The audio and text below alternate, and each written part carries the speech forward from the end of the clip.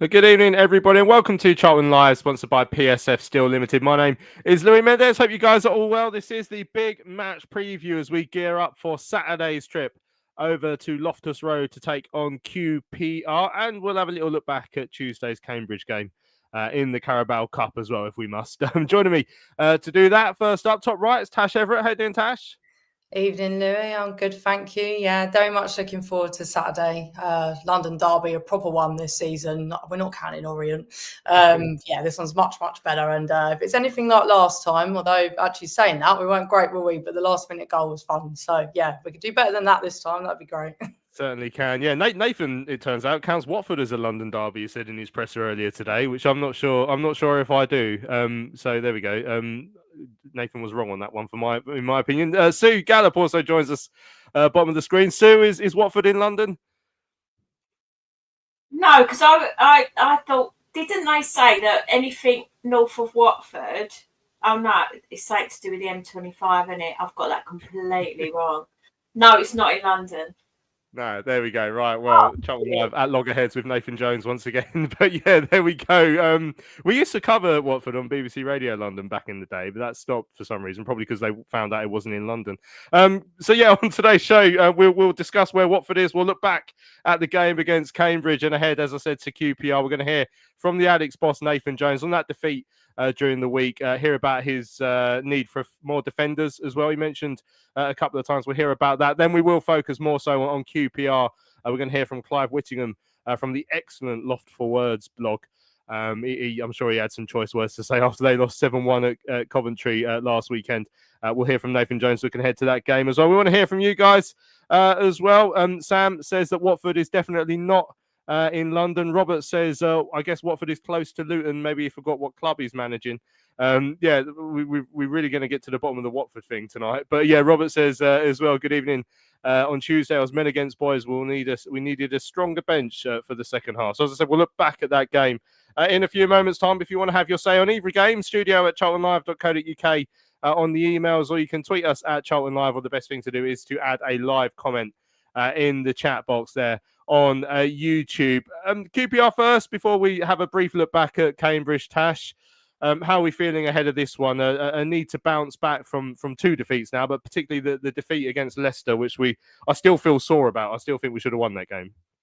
Oh yeah, you can say that again. I came away from that game feeling so weird because I really felt like we should have got something out of that, as does everyone else. And even the Leicester fans that I know and work with all said that we should have won. So that's high praise from them.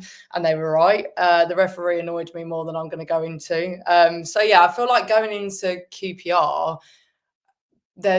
I actually, well, obviously would have preferred not to lose, but in some ways it fires us up a little bit more than if we'd have got a draw or something, I think, against Leicester. Now we're, especially after Cambridge as well, we're going to be going into that even more fired up than we probably would have been before. I don't think we're ever going into a game thinking we don't want anything other than a win, but you know what I mean.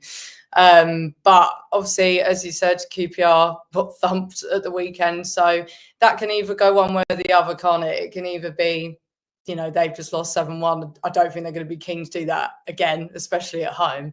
But at the same time, you know, it should give us some confidence, and we should be going into that game thinking that, you know, we are going to get those goals that we really deserved last Saturday, you know, that we created so much. Can't even remember how many shots we had now. But yeah, we definitely need to get something out of that game, and we deserve to after last week's performance. And on paper, we should do it, but football's never that easy, is it? Certainly isn't. So the 7-1 defeat that QPR had then up at Coventry last weekend, as Tash said, it's going to go one way or the other. They're either going to be like pumped up, we need to prove ourselves here, we need to keep it tight, we need to not concede a lot of goals, or they can do maybe what we did that time we lost 5-0 at Huddersfield. And everyone was like, right, well, that was a disgrace. We'll never do that again. And then we lost the next game 6-0 at Hull City. So you must be expecting a reaction, I guess, from QPR. Is how we go and handle that on Saturday. Yeah, I think like you can't foresee that a team like QPR are going to make those same mistakes. I think we're probably sort of looking at a team like Coventry that's probably going to be up there there or abouts in terms of playoffs or even automatic. So I'm not surprised that they beat QPR, but I am surprised by the scoreline. But I think QPR are definitely going to have something to prove in front of their home fans on Saturday, like Tash said, and I think they'll be really up for it. They would have seen, obviously, us missing out on any points with the Leicester game, even but like having played as well as we did. So they're going to want to try and keep us as quiet as possible.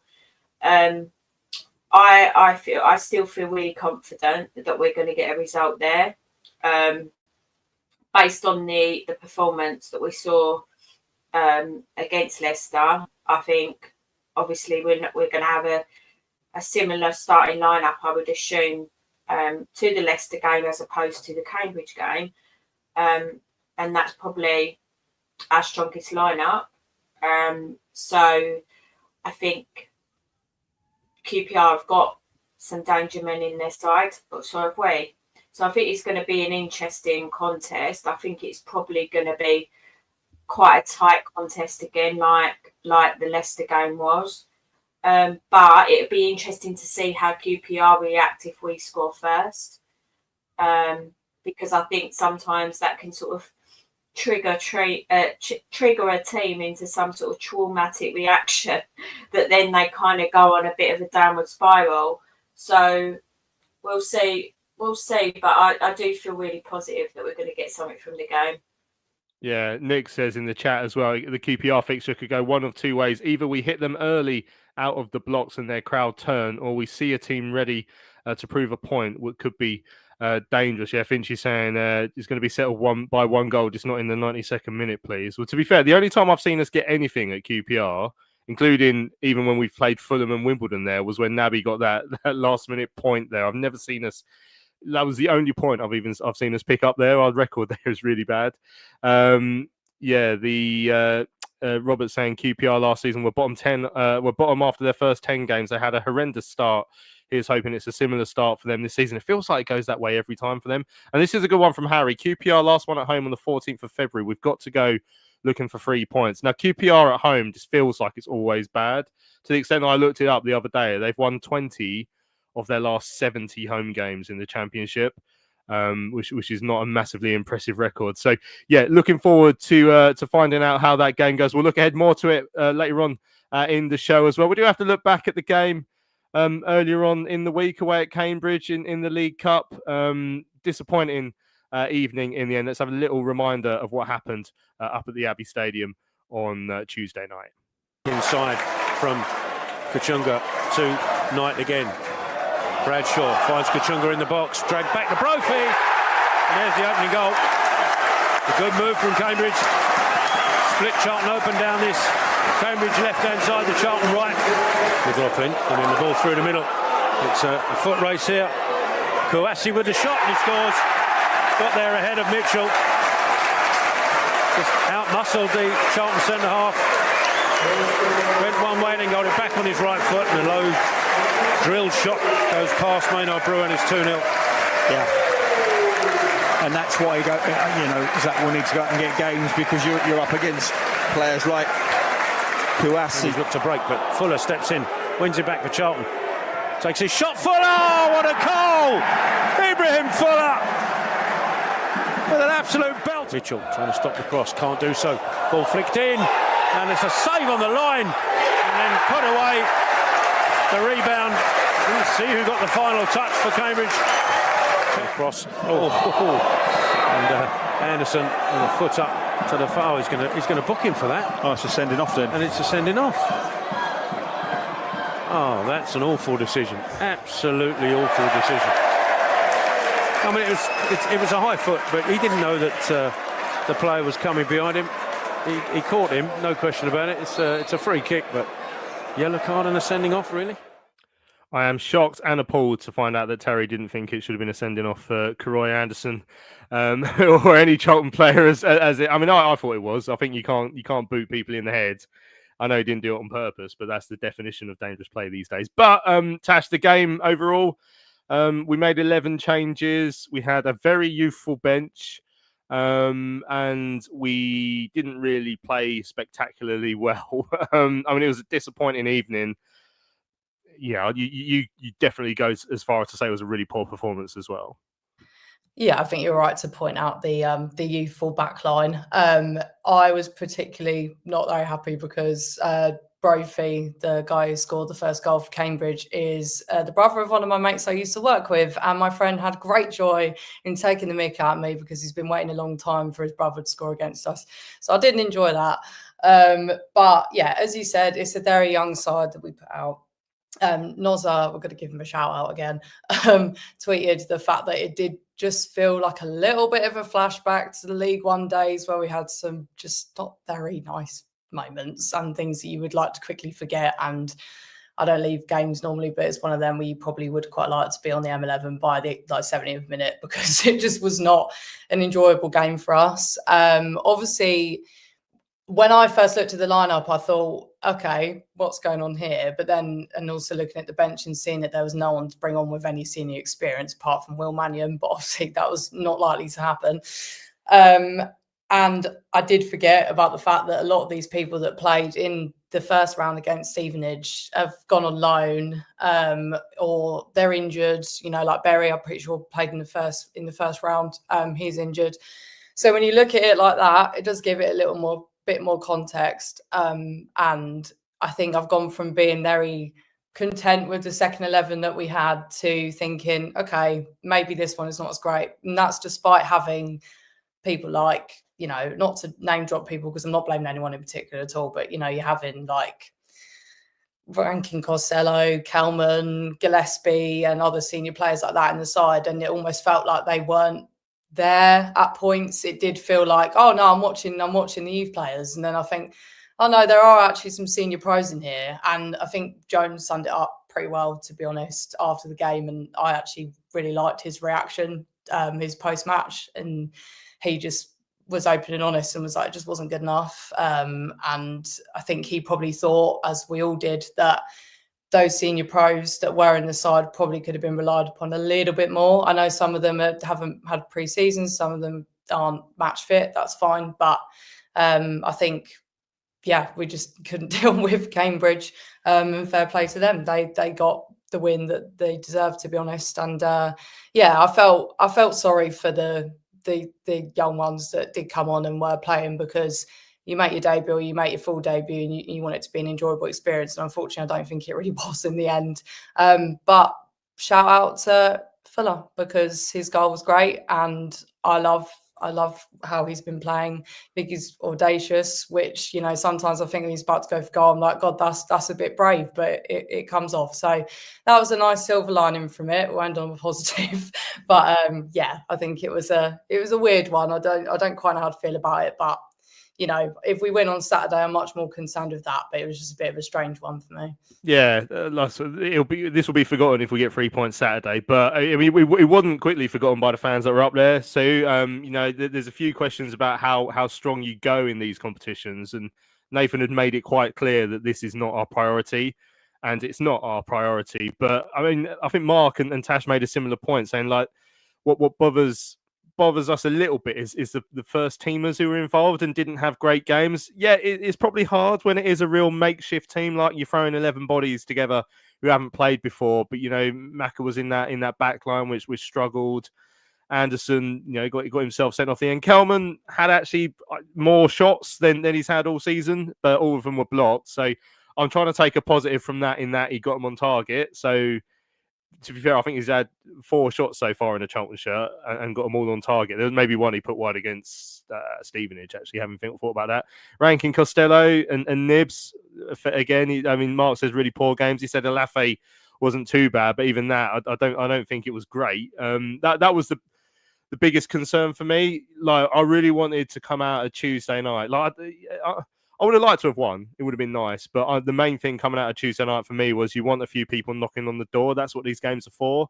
And I mean, you'd have to be a brave man to have gone knocking on Nathan's door after that game on Wednesday morning, because no one massively made an argument for themselves to be starting Saturday. Yeah, no, I agree. I think I think in defence again is like you've just said, it's almost it's a team that hasn't played together before in terms of like through pre-season. Although different people were having minutes together, it was fairly consistent in terms of starting. We've already talked about the fact that I think Harvey Nibbs and Charlie Kelman hadn't had a pre-season, and I think there's a level of naivety to how we played on Tuesday night, just in terms of not just the youth, but I think it's hard when you're playing a team like Cambridge that are in League Two, that you kind of, that mental side of the game is of almost thinking, oh, we're all right, we're Championship, they're League Two. And I think obviously, as Man United learned last night, it doesn't always work that way. And I think how you prepare mentally for a game like that is just as important as the kind of the work that you do in training.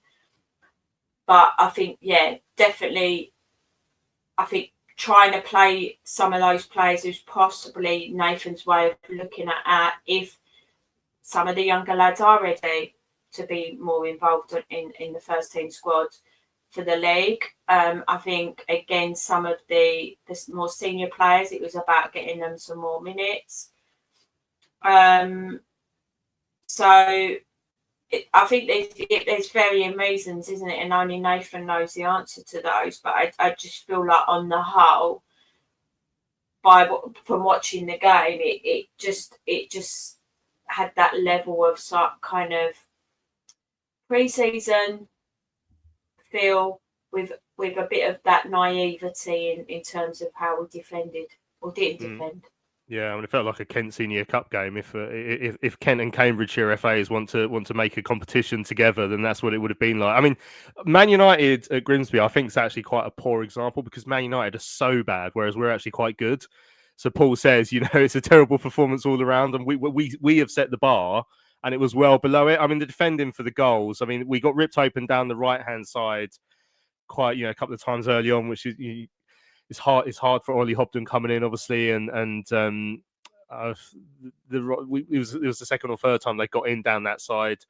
By the time the first goal by your mate James Brophy went in, the second goal, I mean, Zach won't want to see that again up against Kouassi. That was a tough moment for Zach, and I think maybe a tough evening, and maybe if he's going to be in and around it a bit this year, that was a bit of a chastener. Maybe he's not quite ready yet, Tash. Yeah, I agree. I mean, I think people are saying it in the comments. I think I'm looking at some of the other players that have played and thinking this is your opportunity to as we've said, like you're pushing into that 11. That is their role at the moment, is to be pushing the players that are in the current 11 and being like, this is what I can do, not go and get run around by Cambridge, no disrespect to them. I know I did feel for them. Like I felt for Zach and I felt for Macca and I felt for Ash and I felt for Anderson and all these people that we know can do better than that. And that's why it's so frustrating, because I'm not sat there going, oh, it's the usual rubbish. No, not at all. We've seen that all of these players are very capable. So, I mean, you are blending it with a lot of youth players that haven't played first team football before. Fine. Okay, that will complicate things. And as you said, Louis, like he was down that right-hand side, and that's not me being horrible to the young guy that came in, but it just didn't work. It was an experiment that just didn't work yesterday. And that's it. But it's a shame because, things like, if you gave me the option, what would you rather do? Stay up in the Championship or go on a League Cup run? I think it's quite obvious what I'd rather do because I can't bear to think about League One again. But at the same time, it wouldn't have gone amiss. I mean, obviously, when we had the whole season under Dean Holden and things weren't great at the time, but at least we had that cup run that was nice and we enjoyed it and, felt like a just reward for all the rubbish we'd been through. But in the grand scheme of things, I'd rather do well in the FA Cup, and at least we have that coming up now. But yeah, we'll just write that one off from Yeah. Tuesday. Ethan says, I think most of the players were poor, but it's quite hard to judge players in a team of half championship players and half academy kids, a bit like Djokovic playing doubles with an amateur. Right, let's have a listen to what Nathan Jones said after the game. These are his thoughts on the defeat up at Cambridge. Defeat here at Cambridge, what did you make of it tonight? Oh, I thought we were way off. I don't want to use any adjectives that are disrespectful, but we were way off our levels, our standards. We got out battled, out fought. I mean, they didn't have to do much. They would say that's a really good goal, but when we get the pressure on for the first one, we let a runner go, we get done, we don't mark in the box. There's 3-4 things in all those goals that we could have done better, that we do really well normally, and we didn't. And then I just didn't see any fight, any energy, normally we outwork, outpress, outrun teams. Tonight I can't remember us doing that. You made 11 changes. You gave some different players some chances tonight. Did you feel I didn't really take him this evening? Well, I don't think anyone took it. Maybe Fuller, maybe, because he had 1 or 2 bits of real quality, but the rest of them, no. And look, it's a makeshift team. It's not in rhythm. It's a different one. We changed certain things, so we want people to get minutes and so on. So look, that's a bit on me, but I expect us to be better. With the quality we had out there, I expect us to have really affected the game a little bit more, and we didn't. Quite a young side as well. Do you hope they'll take some learning from the season? Well, they'll have to, otherwise they won't have careers here. But it wasn't just the young ones. We've had a young left wing back, we've had a young centre half, another young centre half, another a young right wing back. Croy's still young. So it's young, but there's a lot of experience there. Rankin Costello, we've had the 3 front ones we paid a lot of money for. We got Macaulay Gillespie, Maynard Brewer. So we probably had 6 players there that have played and will play a hell of a lot of championship games for us. So that's a disappointing thing. But we were second best all over, and I was unrecognisable for a team that we put out. Those senior players up front, are they still sort of getting up to speed then, do you feel? Well, some of them are, but they have to do more. I mean, we have to affect the game more. I mean, it was an easy night for them. I can't remember us. I mean, till we went totally under 21s at the end, we didn't really test their goal with any regularity, and that's the frustrating thing, because we didn't. And every time they went near our goal, which wasn't many times first off, they scored. We had an element of control in it, but I just didn't think we'd done the basics really well today, and that's something that we are very, very good at. Second goal in this competition for Ibby Fulham was a great strike just before half time. Yeah, which kind of gets you back into it, but then we didn't really start with aplomb or anything second half. I mean, look, I'm disappointed on so many levels. Disappointed for the fans who turned up. It was 700-800 tonight on a Carabao Cup night and stuff. But that's the first time I've ever lost to Cambridge in my 10-year managerial career. And at no point tonight did we look like we were going to win the game, and that's a frustrating thing. But it's a learning curve. It's nice for Hobden and for Goff to get their debuts this evening at least. I'm not concerned with just Hobden and Goff getting debuts. Goff has been fantastic. I'm more concerned with winning games and doing that, whatever that is, and people have to earn the right to play. We are stretched defensively, so we didn't, if we had played the defensive team that played, then that we they run the risk for QPR, because we are stretched at the minute defensively. So that was the thing why we made those changes. When those changes, you run the risk. But look, it'll be a learning curve for everyone, because I won't allow that to creep into our environment, because I'm disappointed with that tonight, really am. When you say you're stretched defensively, you're saying you might still try and bolster that area before. We have to. Yeah. We have to. Do you think you'll be able to? Well, I'd say we have to, because when you look at it, if people go down, we have not got. We've had to allow people to leave in terms of stuff, but we have to strengthen in that area, because if we don't strengthen in that area, then it only takes 1 or 2 and then we're exposed, and then with the greatest respect, championship is different. There we go. That's Nathan after the game at Cambridge, asking him about the defensive situation there at the end, because he did bring it up about how stretched they are. We've got a little bit more on a defensive situation from Nathan from today's presser as well. He sort of gave a further update as well. I just want to bring in this email as well, though, from Sally. Says, I was fuming when I saw the team selection on Tuesday. After such a good start in the league, then to completely change the team was an insult to the competition and fans. If Nathan Jones isn't interested in cup games, then at least tell the fans, and we won't bother supporting them either. A cup run would be great for fans and players and the club. So many fans saying it's a Mickey Mouse Cup is ridiculous. It wasn't when thousands of them trekked up to Old Trafford, was it?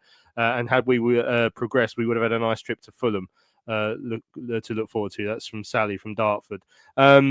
just to be an absolute boring pedant, we would actually not be going to Fulham because the balls for the Carabao Cup are done alphabetically.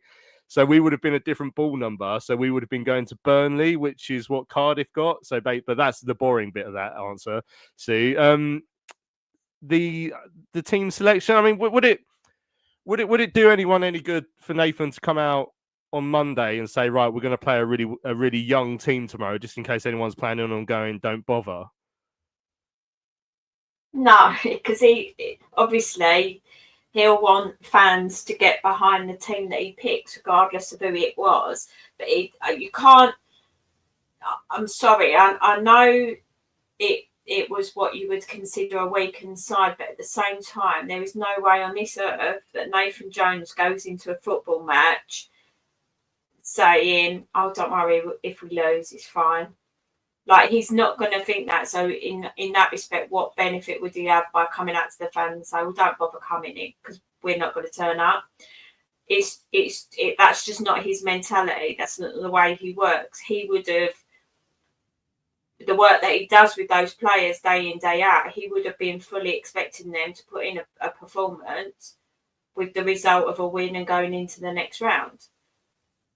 So, I don't think we can sort of think too much into that in that respect of, like, he set us up to fail effectively. But it's difficult, isn't it? Because when you're trying to balance now being a new Championship side and everyone wanting us to do well in the Championship, you have to balance what's the best thing for the squad and the players that we've got and the ones that we know we 100% can rely on if fit.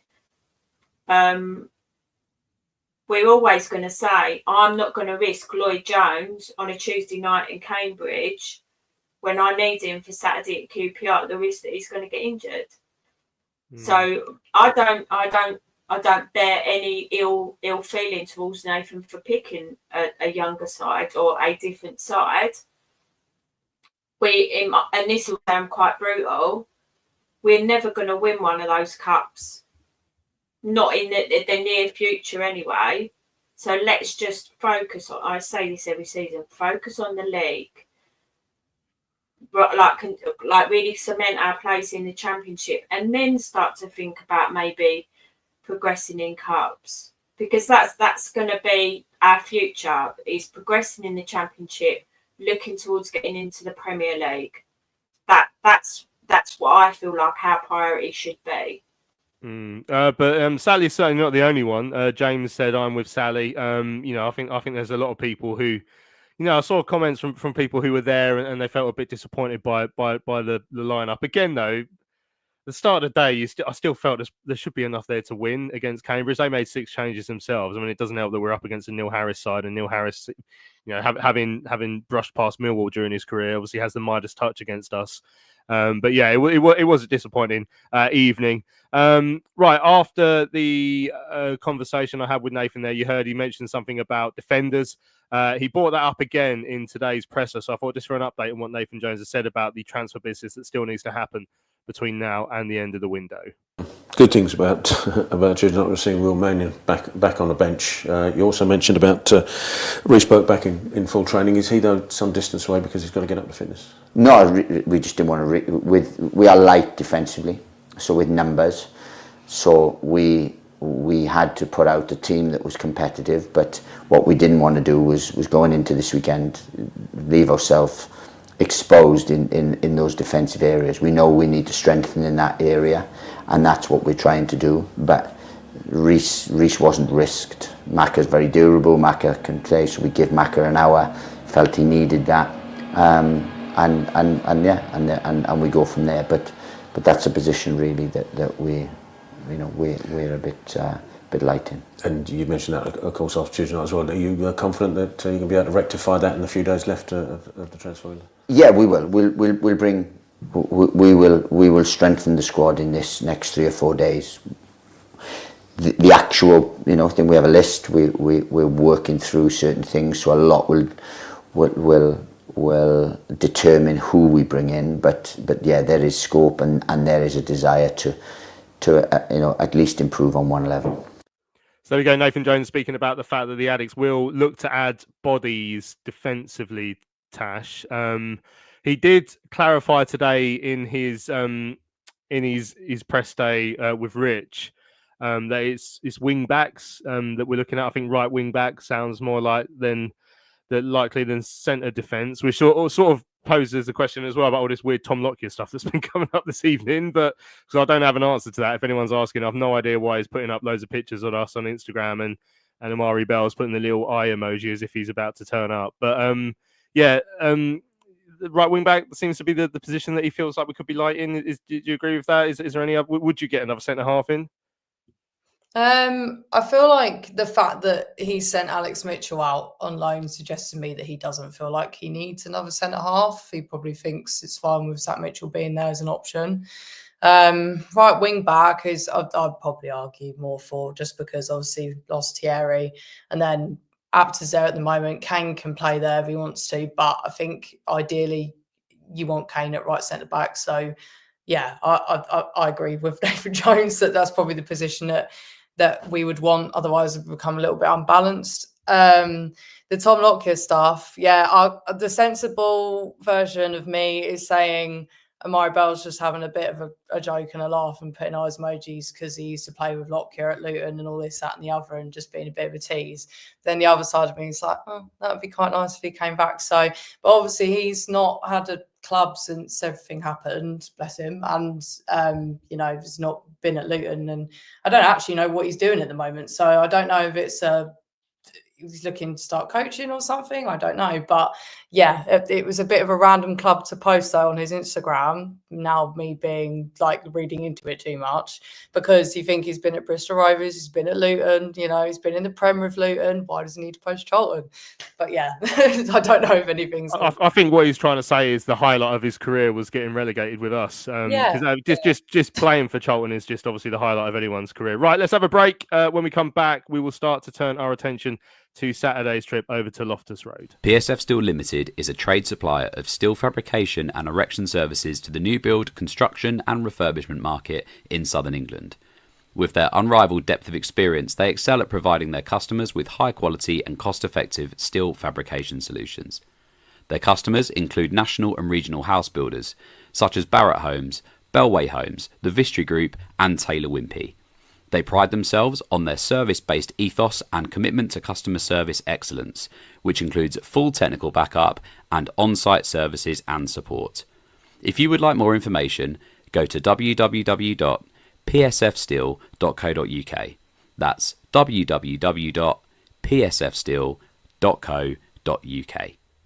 Hello fellow addicts, I'm so excited to tell you all about our micropub, the River Ale House. The River Ale House is based in East Greenwich. It has 6 Pub of the Year awards, an ever-changing selection of amazing beer. It's owned by Charlton fans, walkable to the ground in just 20 minutes with buses that go direct to the Valley too. If your matchday routine includes a drink with your friends, you must join your fellow addicts in the River. See you soon. Well, welcome back to Charlton Live. This is the big match preview, and we've got another big game to look ahead to.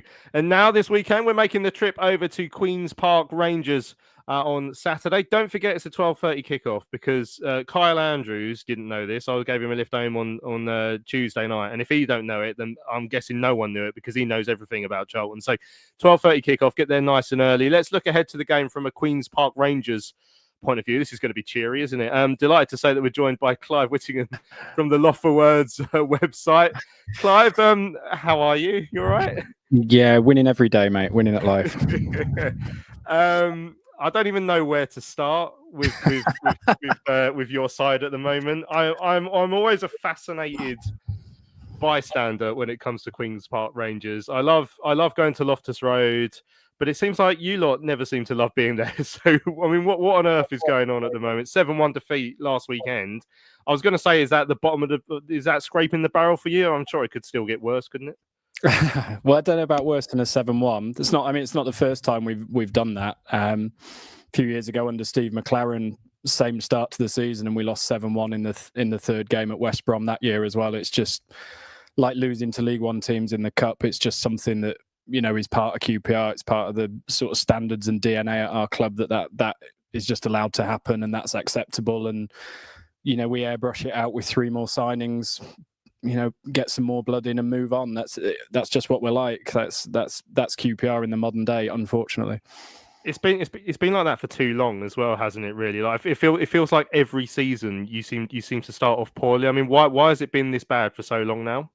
Yeah, I mean, last 2 seasons we've started with 2 wins in our first 17 games. I think we've been quite lucky to get away with that on both occasions, and I wouldn't like to try it a third time. I think it'll end up in League One if we try it again. So hopefully we pick up. There are some mitigating circumstances. I mean, you guys will know this, with the transfer window ending a month into the season, we're sort of the last dog at the bowl quite often. So you have to wait for everyone else to do their business before we can pick up players. So the team is often sort of very, very underdone and undercooked for those first few games. And it's only after the September international break that you can see what the team's going to look like on the pitch.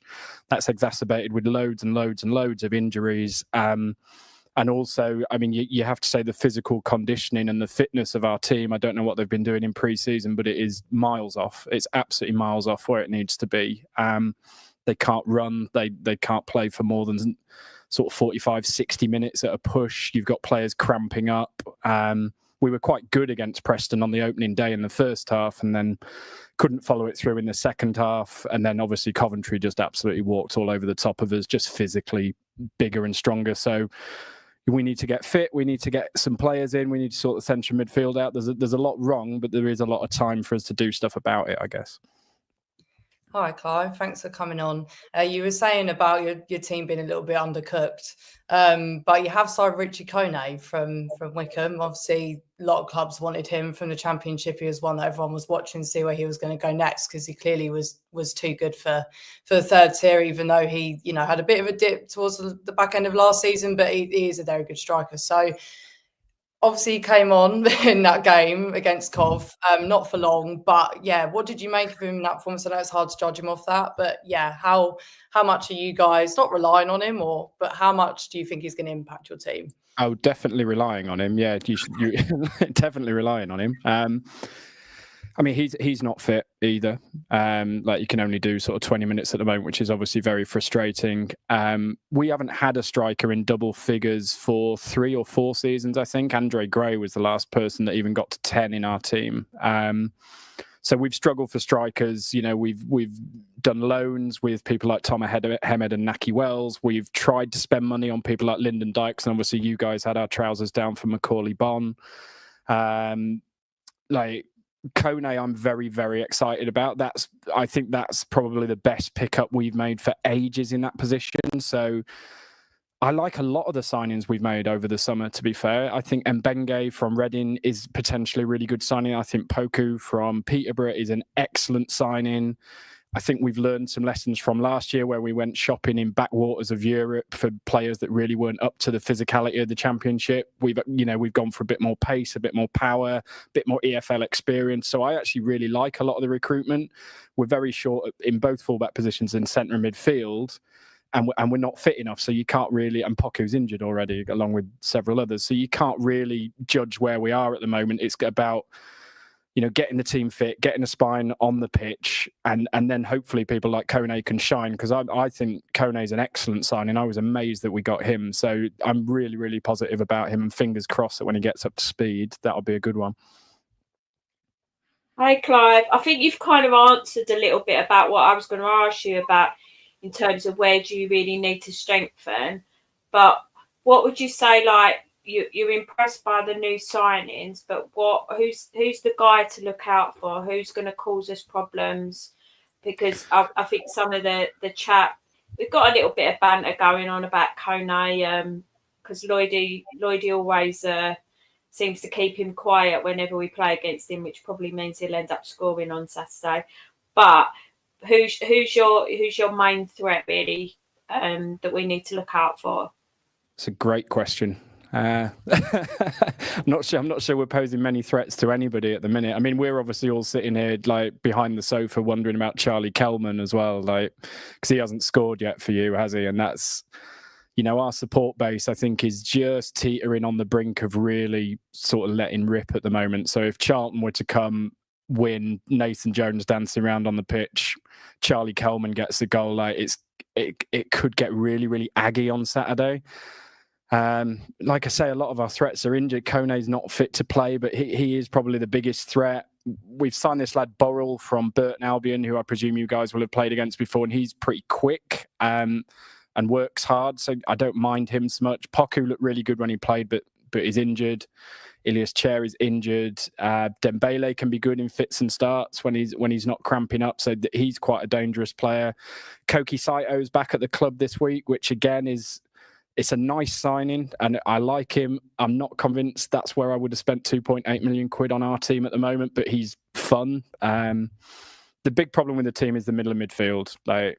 It doesn't function. Teams walk through us one way and it can't progress the ball the other. We've brought in Isaac Hayden this week to act as some footballing coagulant, which we need.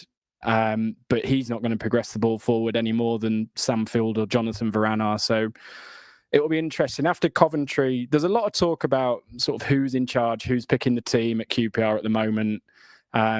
We've got a CEO and director of football that is running the show, and the manager is very much the head coach. I just think he's sort of bibs, balls and cones in all of this, really.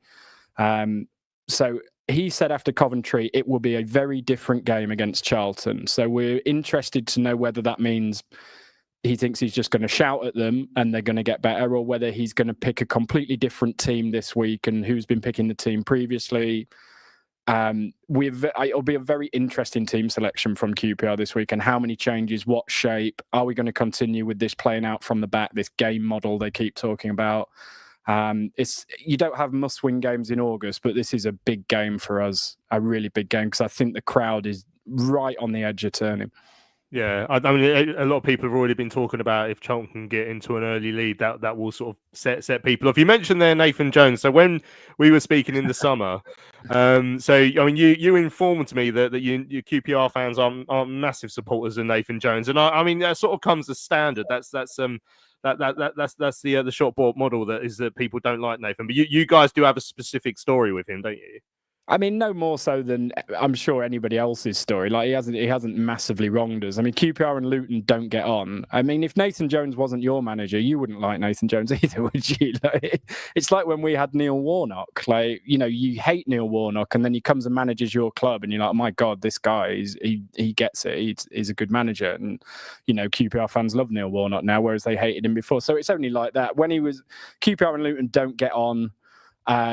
We lost at Kenilworth Road, and he was doing the bit where he climbs the stand and swings off the rafters and, pumps his chest and whatever. And then we went to Luton and won, and he went on Sky and accused us of over-celebrating and disrespecting the club. And you can see that QPR have celebrated in a certain way. And it's like that Spider-Man meme. Sorry, we're being accused of over-celebrating by Nathan Jones. So, it's nothing egregious. It's just... we think he's a bit of a knob. Well, there we go. We get that answer from 23 clubs in the Championship. So it's always nice to hear people's personal stories. Clive, thanks for your time. I encourage people to check out your website. I genuinely think it's one of the very best fan-run websites out there. I read about QPR more than I read about most teams. So congratulations on that, and hopefully you'll be really miserable again on Saturday when we read the post-match. I do misery really, really well. So yeah, there is that. Hopefully not. Fingers crossed. Lovely. Cheers for your time this evening. There we go. That's Clive from the Loft for Words website. You have to check it out. It is generally really good. He didn't write the match report from the 7-1. Got someone else to do it, but it's still worth reading. It's brilliant. So yeah, make sure you check that out. Right, let's have a listen to Nathan Jones speaking ahead of the QPR game. He's actually says something really nice about QPR now, so Clive's just missed that. But let's hear Nathan looking ahead to the clash at Loftus Road this Saturday. Today we face a QPR side at Loftus Road that have had a stuffed start to the season, and Julian Stephan said after the recent one when they got battered against Coventry that there'll be a different side when they face us. Does that change your thinking in how you prepare for that, having seen them get battered 7-1, or does it make any difference at all? Well, we can't affect what QPR do, but if they're looking for a reaction, so we've lost a game as well. So we both lost last weekend in the league.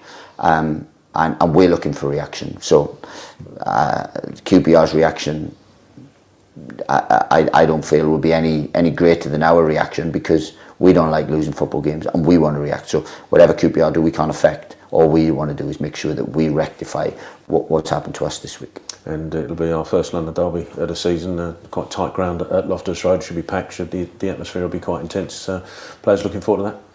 Yeah, I mean, to be fair, Watford probably think they're London as well a little bit. I know they're Hertfordshire,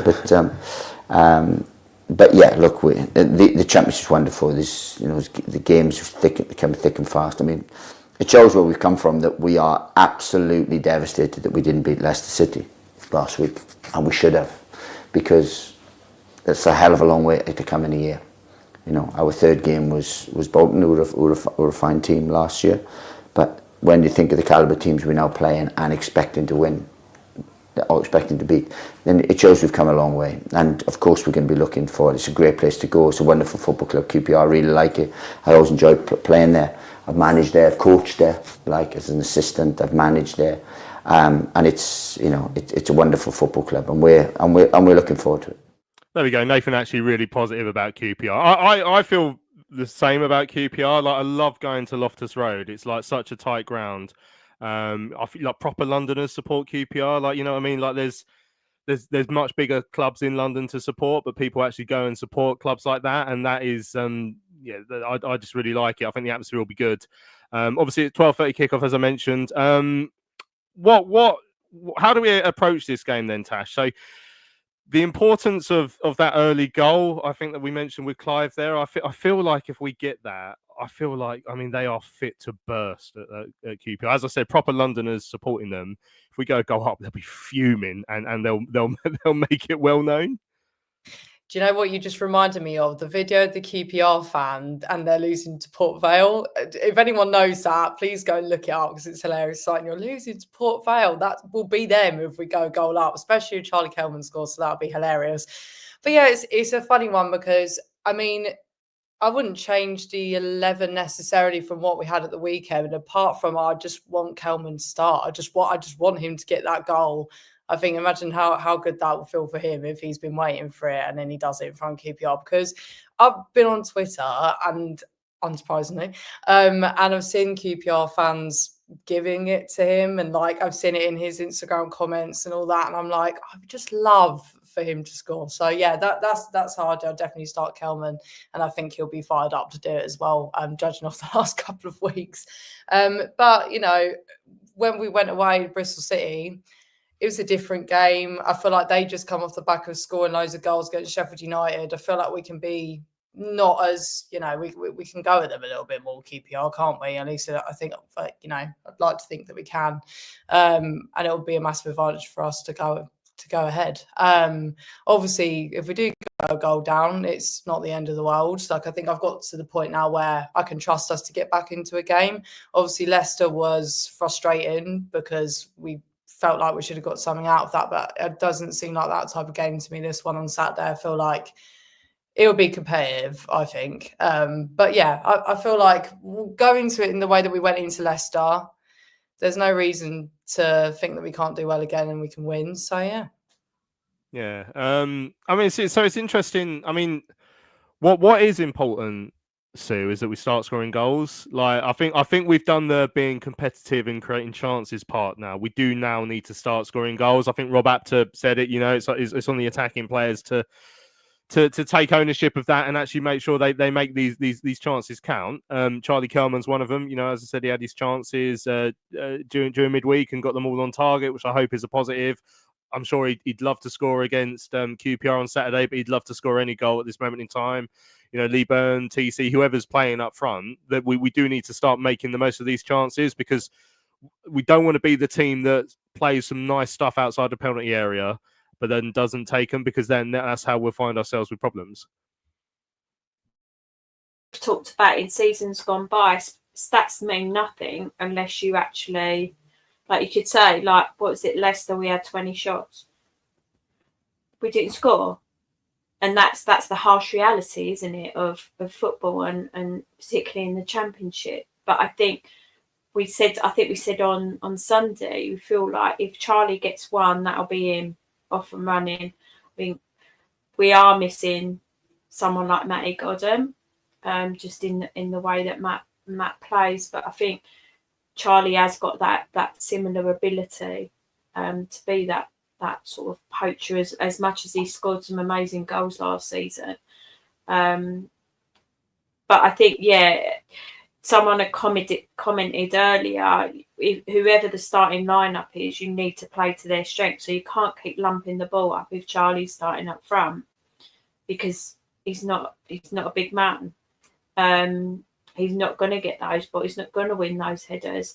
So I think whatever happens, whoever starts up front, the rest of the squad need to complement that player's strengths rather than just that route one that didn't work for Charlie. So, but I feel confident that even if we get a 1-0 win on Saturday, those goals will come. And I feel like this squad has got the potential to absolutely batter some of the sides in this league, because we've got so much talent in this side. So I think, I'm looking forward to it Saturday. I'm hoping it's a goal fest, but I'll equally take a 1-0 in the 94th minute.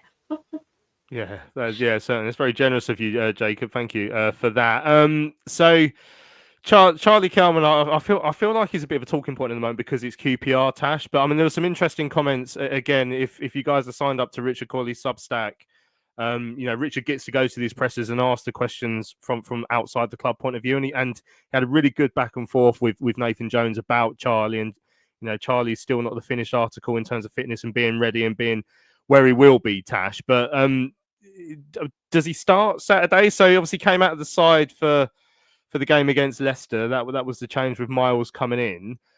What was interesting, I can't remember if it's in the clip I put in there, but when we were talking with Nathan after the game at Cambridge, he spoke about how he'd made 11 changes for that game, and then he said there will be 10 or 11 changes again for Saturday. So if it's 10, the door's open there for someone to come in. It'd be for the best player on the night, but I don't think it's going to be him. So I think the only one you could think would be Charlie, based on that, or maybe Tanto for TC. But I mean, as James said, he said Alafe didn't do enough on Tuesday to start, which I sort of agree with, and I like Tanto. So could it be Charlie given the chance here? Yeah, and I wouldn't change in midfield either, because from judging what Clive said, their midfield's going to be delightful to play against. So I don't think we should change anything there. I'll say again, I think start Kelman. I think he's going to be absolutely raring to go. I think there are a few moments against Cambridge where Rankin Costello put in some interesting corners, but actually it was working a little bit better because it was actually getting the ball to Charlie's feet, which, as we know from watching him playing for Orient and looking at his highlight reels, that's what he needs. So as Sue was saying, like not lumping it up to him. And I feel like against an opponent like QPR, we don't need to be playing route one ball hoof. We could be playing it on the ground a little bit more, have that possession, have that dominance, and it'll give, there were so many times in the Leicester game where, as Sue said, like we were crying out for a Matty Godden type of player. But the more those opportunities Kelman gets on the floor, I think he is going to do something. There was a moment against Cambridge where he turned and shot, and he was unlucky not to go in, actually, to be honest. So I think more and more chances like that, if we can do that for him, then that's great. I'd agree about Tanto. I don't think he had a particularly terrible game, but I don't think his performance pushes TC out. I really disagreed with anyone saying that TC was lazy, by the way. He's anything but. Sometimes when you're like, am I watching the same game of football? But yeah, I don't think you should take TC out. And I think let's give Kelman his opportunity. I'm sure when the fixture list came out, this is the one that he really wanted to go for, and let's back him to score. So I certainly do. And TC obviously amongst all of those in terms of the strikers that need to start scoring goals, and TC's involved in that as well. Mark says their midfield will turn into prime Barca 08 when we rock up. just watch. I mean, that's certainly not been the case so far this season. Someone made the point the other day actually about how important this game is, Sue. Because we're going on the international break after that, and then obviously we're losing to Millwall when we come back. So that's the rules. That's what's going to happen. So, but seriously though, like if we go into this game, let's say we get beat by QPR, then we're going into the international break 1-4, losing to a side that's just lost 7-1, going into a high pressure game after the break. If we win the game, we're going into the international break with 2 wins and a draw out of 4, going on to a high. And I think anyone would say that's been a really good start. So it's actually it's a massive chance to really turn the narrative for 2 weeks here, because after this game, we're going to be sat milling about for a couple of weeks, wondering when the football's coming back and thinking a lot about what's just happened. So I think it's by the end of the season, we would have forgotten it's happened. But for the next couple of weeks, it's actually going to set the tone and be really important. London derby sold out away, and they've all paid like 40 odd quid as well, like an absolute Mickey take. QPR should have a better squad for the amount of money they're charging everyone. This is a big moment early in the season. Yeah, and again, for all QPR's faults at the moment, they are still a well-established Championship side. So I think if when we win on Saturday, I think it's going to be a big boost to our confidence, because again, we are competing against established, well-respected football clubs. Like obviously the performance against Leicester that we've talked about quite a lot, but I think, and as you've already mentioned, our record at QPR is not great. So I think it would be really great to go into that break or having had a win, because again, that sticks in your mind. So you've got a more positive mindset when you're going into the Millwall home game. Although we still have that feeling of dread about that fixture, you're probably feeling more positive if we beat QPR than you would if we didn't. So I do agree. I do feel like every game is important, but when you've got a bit of a break coming up, I think it's more important, because you have to go into that bit of time off with that positive memory and confidence that you get from that win. So yeah, I'm. It's so early in the season, but I still think there's a lot of weight on it. Sam says 7 points out of a possible 12 would look decent. Robert says it's got 0-0 written all over it. QPR don't really do nils, so that even when they let 7 in, they still scored 1 as well. So I don't know. It'd be fascinating to see how this game goes. Like I think it's quite an important one for just the early stage in the season. And Alfie said it'd be interesting to see who makes a bench. Yeah, there'll be a lot of things that come out of Saturday. That'll be fascinating. But the main thing for me is hopefully it's a good day for us. Big crowd going there. 12:30 kickoff. Plenty of pubs in and around the bush and areas around there that are worth going to. So it should be a really good day. And hopefully we can get 3 points. All hell let loose, asking if Ibby will make the bench, because he was on the bench last week, wasn't he, for the Leicester game? So it'll be an option there. I mean, it's not a bad little wild card to have off the bench. I think featuring a lot in Championship games this season probably won't happen for Ibby because of his age, but he's not exactly doing himself any harm, is he, with the way he's been playing so far. Right, we've run out of time on this week's Charlton Live, the big match preview. Massive thanks for everyone who's joined us in the chat this evening. Hope you've enjoyed the show. Don't forget to subscribe to our YouTube channel, and also wherever you see the podcast, just hit subscribe so you never miss another episode of the show. But thanks for all of you. Tash and Sue, been an absolute pleasure as per always. Cheers, both. Yes, thanks everyone. Lovely stuff. Don't forget our merch store as well, charltonlive.etsy.com, if you want to buy a Charlton Live mug. Right, we will be back on Sunday morning at 10 a.m.